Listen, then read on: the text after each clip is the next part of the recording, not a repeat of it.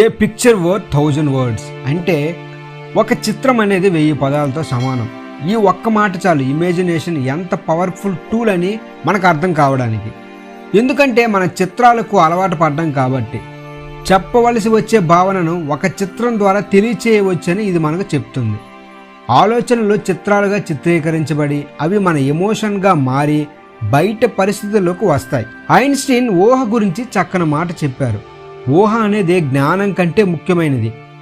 ఊహ ద్వారా ఇక్కడ ఉన్న మనం చిన్నప్పటి పరిస్థితుల్లోకి వెళ్ళి ఆ పరిస్థితులను అనుభూతి చెందగలం. ఇమేజినేషన్ ఎంత ముఖ్యమైనదో అలాగే ఎమోషన్స్, మన ఫీలింగ్స్ అనేవి కూడా కీలకమైనవని ఖచ్చితంగా చెప్పాలి. ఇమేజినేషన్కి ఫీలింగ్స్ ఎప్పుడు అటాచ్ అవుతాయో అప్పుడే మన కోరికను సబ్కాన్షియస్ మైండ్ అనేది స్వీకరించగలుగుతుంది. ఆ స్వీకరించేదే బయట పరిస్థితుల్లోకి వస్తుంది. ఇమేజినేషన్ ద్వారా మన లక్ష్యాన్ని మనం ముందే చూసుకోవచ్చు. దాన్ని ఎలా సాధించాలి, దాన్ని ఎలా నెరవేర్చుకోవాలని పిన్ టు పిన్ మనం ముందే మన మైండ్లో సెట్ చేసుకోవచ్చు. ఇలా ముందే ఊహించుకొని విజువలైజ్ చేస్తూ లక్ష్యాన్ని చేరుకున్న వాళ్ళంతా కూడా మనం ఇప్పుడు చూస్తున్న సక్సెస్ అయిన వాళ్ళే. Einstein, Steve job, Napoleon hill, bill gates, Jeff Keller వీళ్ళందరూ కూడా ఇమేజినేషన్ ఉపయోగించి సక్సెస్ బాట పట్టిన వాళ్ళే. ఈ ఇమేజినేషన్ అనేది ఎక్కువ స్పోర్ట్స్ మ్యాన్స్ ఉపయోగిస్తారు. వాళ్ళు ముందు ఇమేజినేషన్ చేసిన తరువాతే గ్రౌండ్లో దిగుతారు.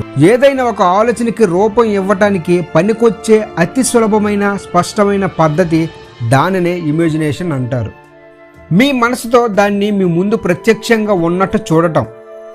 ఈ బాహ్య ప్రపంచంలో ఉన్న వాటినే నువ్వు చూడగలవు. అదేవిధంగా మన మనసుతో మనం ఊహించినవి, అదృశ్యంగా ఉండేవి, కనబడనవి వాటిని మనం మన మనసుతో చూడగలం. మీ మనసుతో ఊహించిన ఎటువంటి చిత్రమైనా సరే అది మీరు ఆశించిన వాటికి రుజువులుగా నిలిచే కనిపించిన వాటికి సారాంశం. మీ కల్పనలో మీరు నిర్మించుకునేది ఏదైనా సరే అది మీ శరీరంలోని అవయవాలంత వాస్తవమైనది. ఊహలు, ఆలోచనలు అనేవి వాస్తవాలు.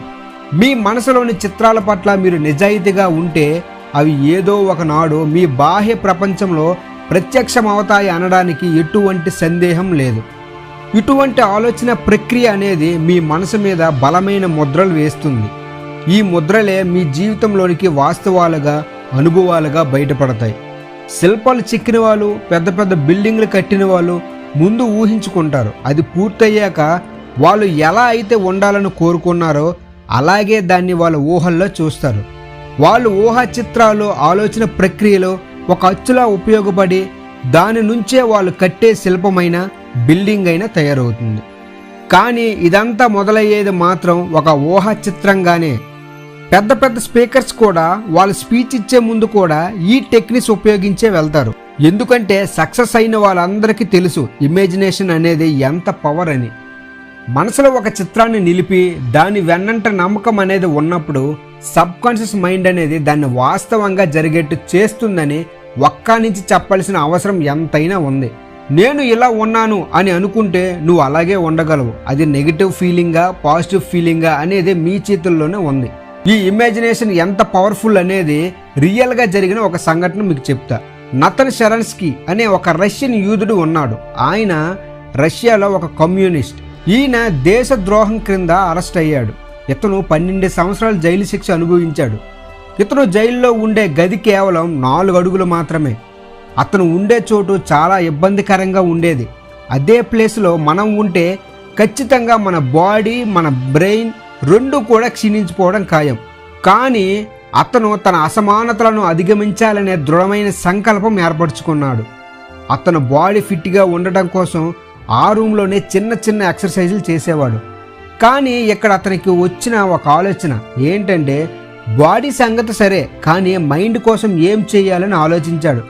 తనకు చిన్నతనంలో చెస్ గేమ్ అంటే చాలా ఇష్టం కాబట్టి తన మైండ్లో చెస్ గేమ్ ఆడాలని నిర్ణయించుకున్నాడు. సరే, ప్రారంభించాడు.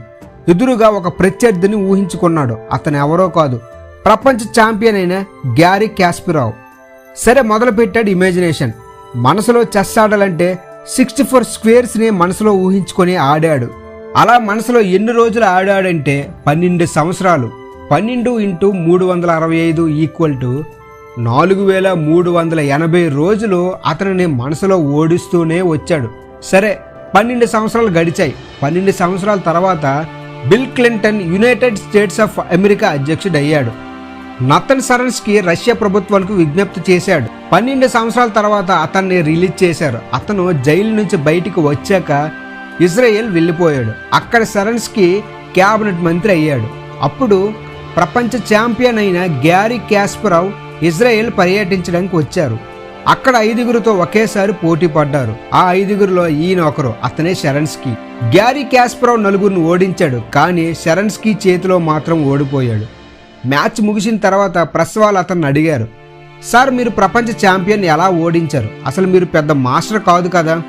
నాటన్ షరన్స్కీ ప్రెస్కి చెప్పిన మాట ఒకటే, అతన్ని 12 సంవత్సరాలు అంటే 12 × 365 = 4380 రోజులు ప్రతిరోజు అతన్ని నేను ఓడిస్తున్నాను నా మనసులో, నా ఇమాజినేషన్లో, అందుకే ఇప్పుడు ఓడించా అని చెప్పాడు. That is power of visualisation. మీరు ఒకవేళ చూడాలనుకుంటే క్రోమ్లోన నటన్ షరన్స్కీ స్టోరీ అని కొడితే ఖచ్చితంగా మీకు చూపెడుతుంది. మీరు కోరుకున్న లక్ష్యం ఎంత దృఢంగా గాఢంగా ఉంటే అంత పట్టుదలగా పనిచేయడం మొదలు పెడతారు. ప్రయత్నానికి ఇమాజినేషన్ తోడైతే ఇంకా లక్ష్యానికి తిరుగులేదు. ఒక మనిషి 12 సంవత్సరాలు తన మనసులో ఇమాజినేషన్ చేస్తూ ఉన్నాడంటే ఆ మైండ్లో ఎంత బలంగా ముద్రపడి ఉంటుందో మీరే ఆలోచించాలి. అలాంటి బలమైన సంకల్పం కలిగి ఉండాలని నా ఉద్దేశం. నెపోలియన్ బోనాపార్టే కూడా ఒకసారి తన ప్రసంగంలో ఇలా అన్నారు, సుదీర్ఘమైన ప్రసంగం కంటే ఒక మంచి చిత్రపటం గొప్పదని. మనస్సు కూడా మాటలు పదాల కంటే చిత్రాలను చాలా సులభంగా గుర్తించుకోగలదు. మన మనస్సు అనేది ప్రయత్నపూర్వకంగా అప్రయత్నపూర్వకంగా చిత్రాలను ఉపయోగిస్తుంది. చిత్రాలు రూపాల పరంగా ఆలోచించడం అనేది మనసు యొక్క సహజ స్వభావం. విజువలైజేషన్ అనేది ఈ విధానాన్నే తీసుకుంటుంది. కళ్ళు మూసుకొని కానీ కళ్ళు తెరుచుకొని కానీ ప్రయత్నపూర్వకంగా చిత్రాలను సృష్టించడం ద్వారా మనకు కావలసిన ప్రయోజనాన్ని పొందే సరళమైన మంచి టెక్నిక్ ఇది. ఈ టెక్నిక్లో కాన్షియస్ మైండ్ చిత్రాలను సృష్టించడం ద్వారా సబ్ కాన్షియస్ మైండ్పై తీవ్రమైన ఉపయోగకరమైన ప్రభావం పడుతుంది. మనస్సులో ఇమాజినేషన్ ప్రాక్టీస్ అనేది చాలా ఫలితాన్ని చూపిస్తుంది. ఎందుకంటే మైండ్లో న్యూరాన్లు చిత్రాలను నిజ జీవిత చర్యకు సమానమైనవిగా పరిగణిస్తాయి. ఒక పనిని మనసుతో దృశ్యమానం చేస్తున్నప్పుడు నిజంగా ఆ పనిని చేస్తున్నట్టే మన మెదడు సమానమైన తరంగాలను ఉత్పత్తి చేస్తుంది. ఇది మెదడులో నాడీ మార్గాలను సృష్టించి ఆపాదించుకున్న నడవడికి దారితీస్తుంది. ఆశ్చర్యకరంగా వాస్తవానికి భౌతిక క్రియలు అంటే మనం ఏం చేయకుండానే ఇవన్నీ జరుగుతాయి. ఇమాజినేషన్ అనేది మనకు తెలియకుండానే నైపుణ్యం సాధించడానికి ఒక మార్గం. పరిస్థితులు మార్చాలన్నా సక్సెస్ అవ్వాలన్నా ఎంతోమంది గొప్పవాళ్ళు ఇమాజినేషన్ ఉపయోగించే వాళ్ళని మర్చిపోకండి. మీరు కూడా ఇమాజినేషన్ ఉపయోగించవచ్చు. అది ఎంత గాఢంగా ఉంటుందో అన్నది మీ మీద ఆధారపడి ఉంటుంది. ఇక్కడ ముఖ్యమైనది గమనించాల్సింది ఏంటంటే ఇమాజినేషన్కి మీ ఎమోషన్స్ కనెక్ట్ అవ్వాలి. అలా అయితేనే మీ సబ్కాన్షియస్ మైండ్కి బలమైన ముద్ర పడుతుంది. ఈ వీడియో కానీ మీకు నచ్చితే లైక్ చేయండి, షేర్ చేయండి, సబ్స్క్రైబ్ చేయడం మాత్రం మర్చిపోకండి. Thank you everyone.